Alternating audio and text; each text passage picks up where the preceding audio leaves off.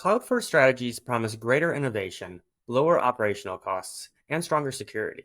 Yet for some organizations, the results have been disappointing, begging the question, how can they make the most of their investment to capture these promised benefits? Today, Brian Brockway, CTO at Commvault, and Gaurav Sharma, AVP Product Management Group, Hybrid Cloud Business Unit at HCLTech, are going to help us explore this very question.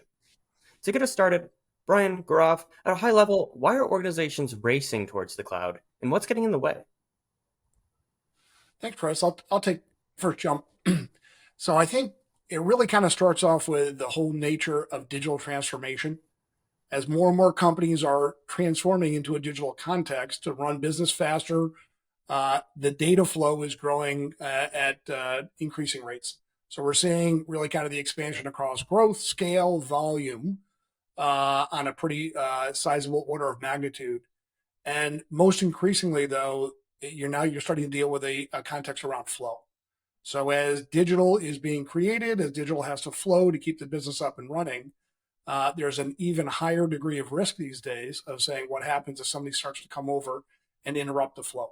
So as we see it not only from the risk of interrupting the flow, but now even the bigger complication of where the flow is going to. So we're seeing it across the board with cloud environments, data applications, regions, cloud containers, so on and so forth.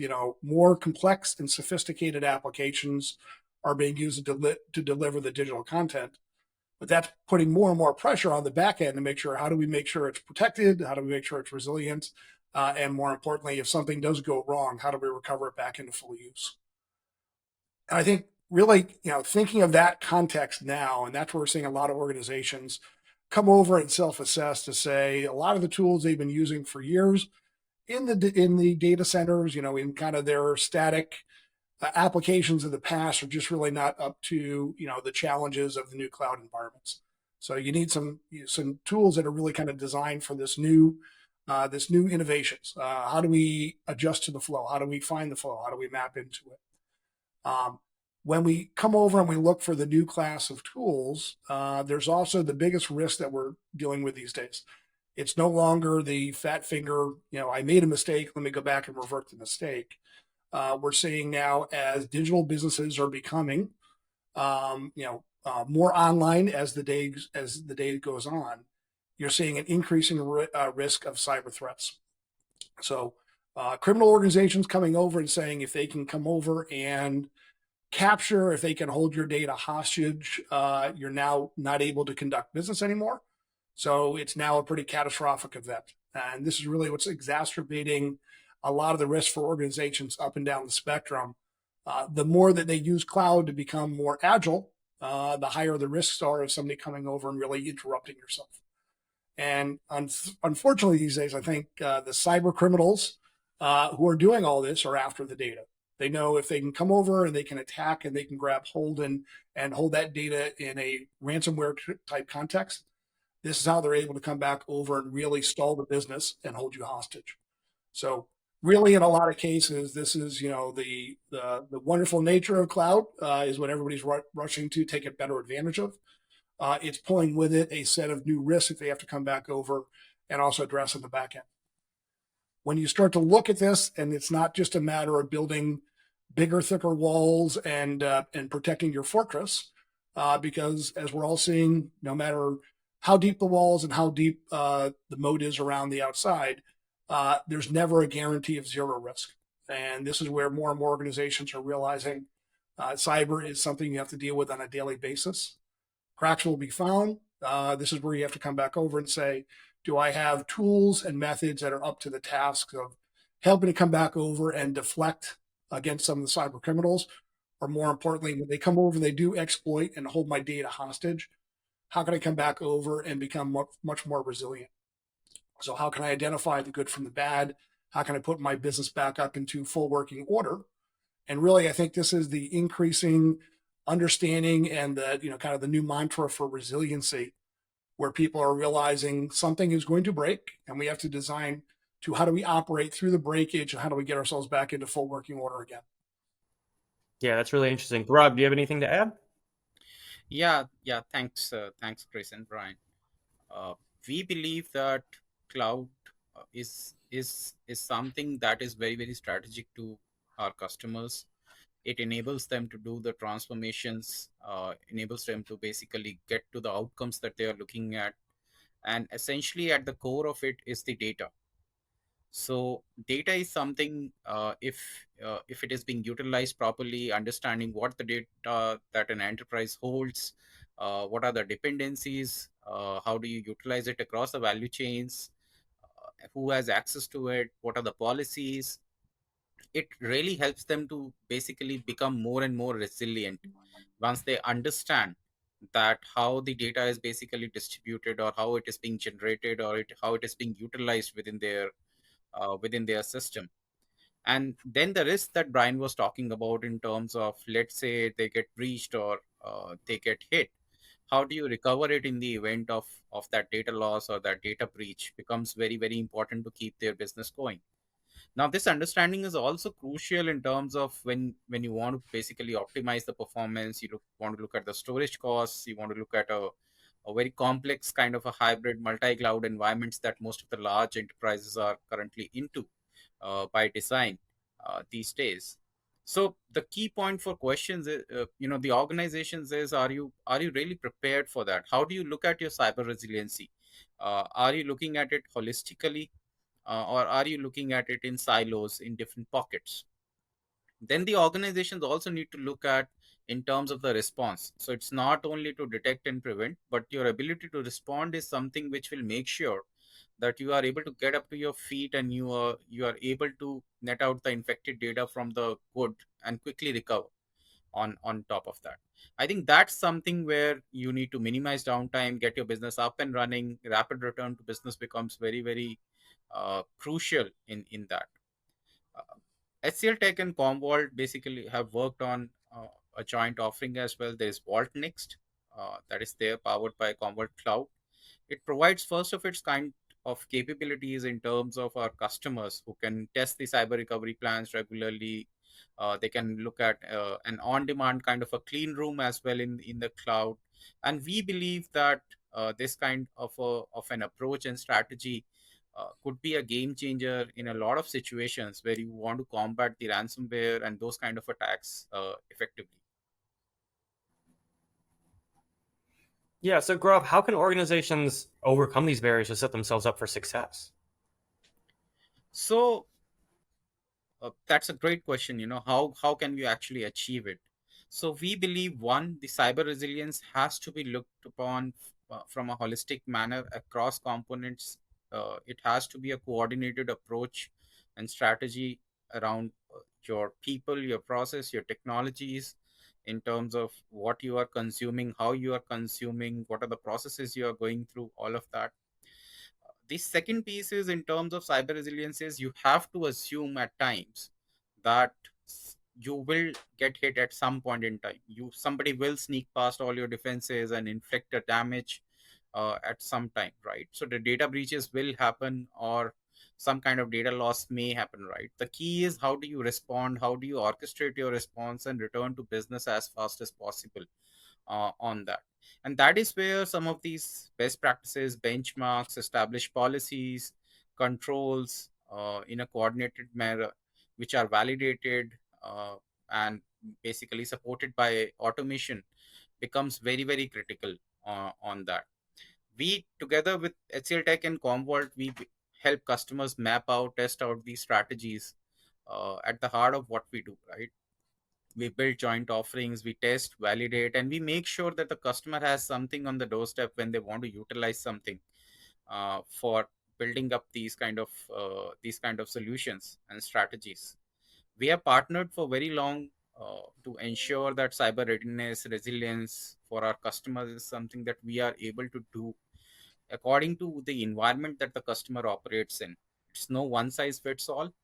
We are able to do it for them the way they want to do it, basis the outcomes they want to look at, all of that, right? So clean room recovery kind of is something which we are also very excited about, that we can jointly deliver to our customers. Yeah, and Brian, I'd Yeah, love to get your perspective here as well. I think Gaurav hit it spot on, and I think at the heart of it, this is a team sport. So when we look at a lot of this, the effective response that you're looking to do is something that's not only well designed, but it's well practiced. This is not the kind of thing you want to, figure out in the dark on your own. And really what we've been seeing is more and more of the proactive organizations that have either been through an event or have seen enough of their colleagues or maybe some of the other folks in their networks struggle through some of these type incidents, realize the only way to come back over and be prepared for the next one is to work with some partners, that have the capabilities and the automation to work under the covers, but more importantly, have the experience to come over and tie it all together. So a lot of this, I think when we look at it is not just having the intention of a plan, but then you have to have the ability to say, how do I come back over and how do I put the pieces back together in a pretty rapid fashion? So this is where I need an environment that I can call on demand. I need applications and databases and VMs and other things. And again, this is why we all kind of look to the cloud environment. The elastic nature is I don't have to pre-plan. I don't have to build out data centers and racks and stacks. I can come back over and call on demand as long as I know what I'm calling for, and that I have systems that can come over and start to orchestrate, tie it together, and recover the data back into a fully usable form. Second piece is you really need that kind of that recipe book. I think today we've all developed and evolved through the digital transformation to come over to become, top class competitors in our spaces. But in a lot of cases, there's not always a recipe book that says, how do we get here? And that's what we're seeing in this context of things like clean rooms and others is this is not only a good place to jump into when you're in an incident, but it's a great place to come back over and figure out how do you start to reverse engineer your own applications? How do we put the 5 or 6, maybe even more pieces together? If I can bring the application back into a useful state, then I know how did I reverse engineer my recipe to put it back together. Once I do that, that becomes the formation of that recovery run book that you know how to come back over, put it together either in the Elastic Cloud environment, or I can use the same kind of process, even in your production environments. But that's what we also start to see is as those applications start to shift and change. And we would all love to say, is everything perfectly written down? Maybe it's not always that way. This is where you come back over and you start to repeat and reuse the clean room to come back over and revalidate on a pretty regular basis. So it helps build trust inside the organization that you know how to respond to this. This is some of the muscle memory. You've already done this before, so it becomes a little bit more natural to do it the next time. And more importantly, I think when we start to look at all the pieces and we kind of look at technology that we've done for years on availability and DR, they were always about moving forward. One of the challenges we see in the cyber cases is not only do we have to put all the pieces together, then we have to be able to step backwards through the timeline. Because we may need to go back to tomorrow. We may need to go back to 3 days ago. Depends on how far and how deep the compromise has crept into your environment.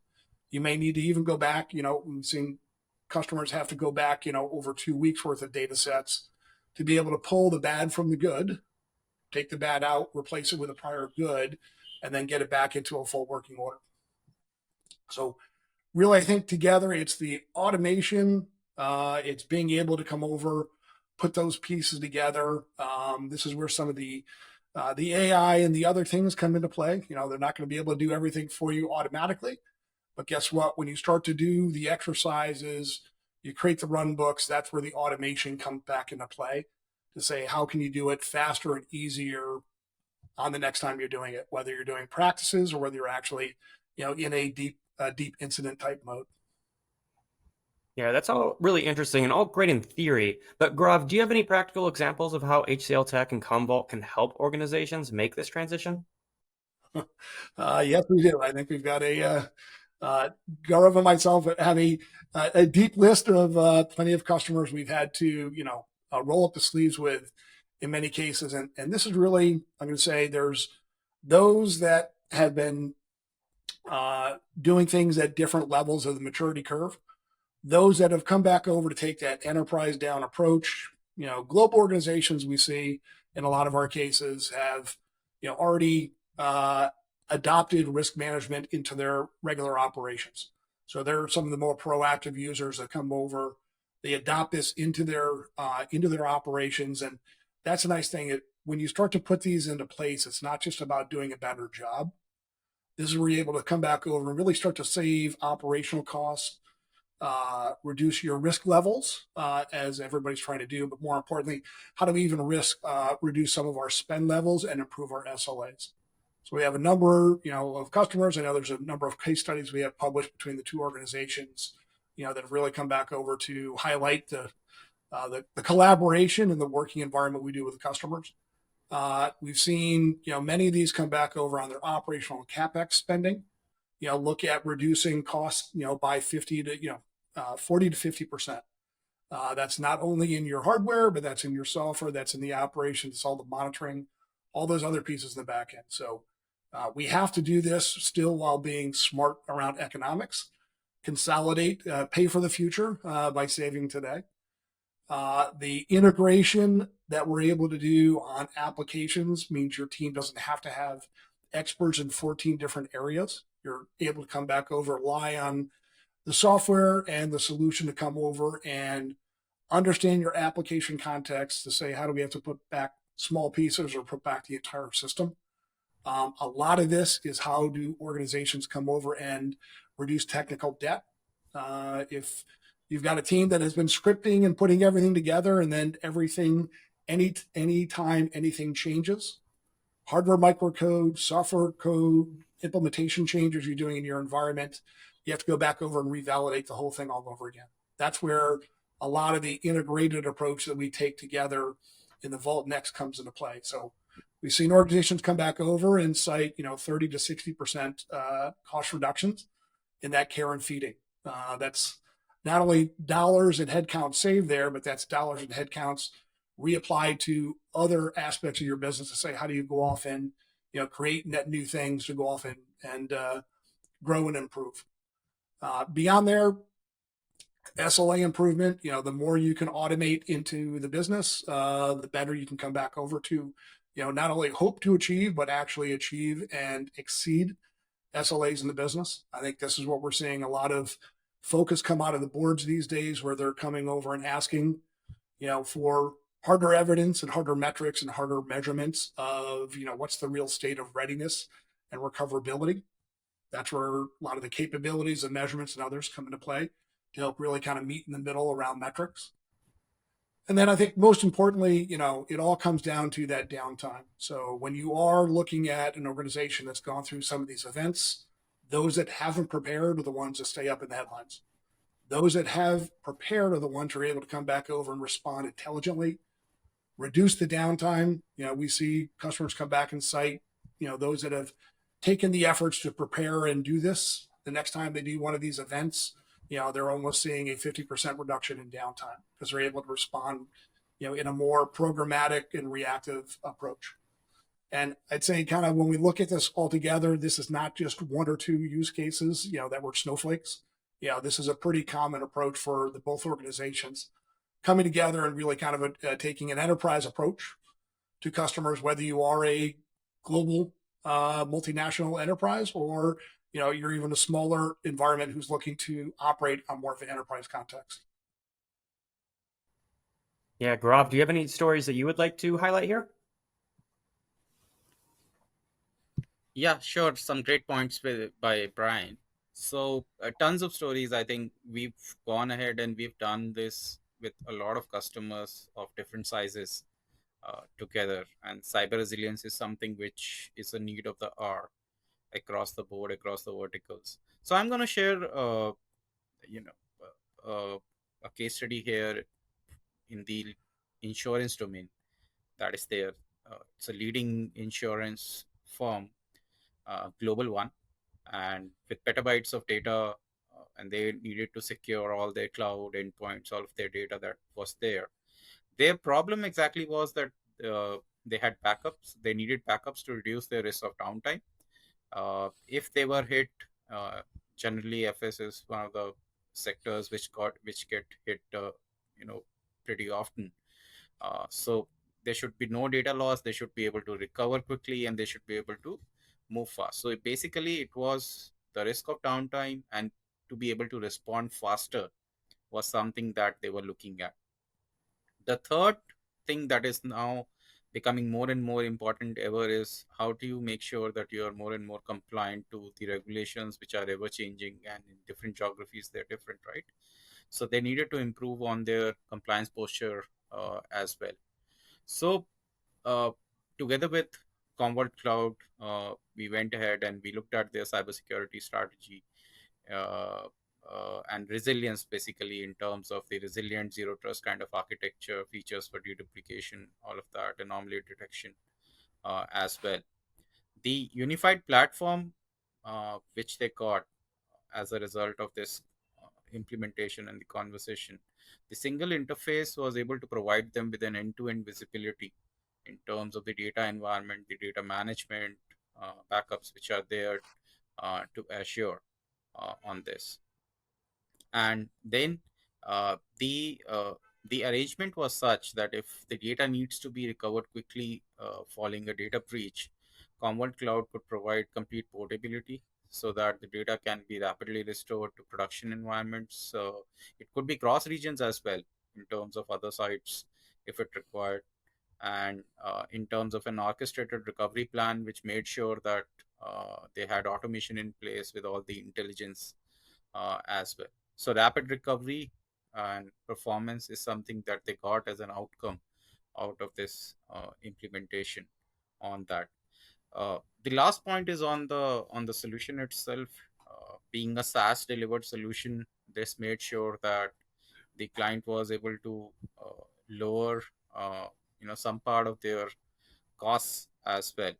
So it became a little bit on the cost effective side too in terms of managing the cost part of it, and looked at, and they were looking at more simplified and kind of predictable pricing for this entire solution, which together we were able to provide to the customer as well. So all in all, happy customer, looking at the outcomes of uh, defending against the ransomware threats that are there, looking at the downtime that can be reduced, and able to respond quickly to any of the hits if they were to get right, and look at the business continuity that is getting assured out of it.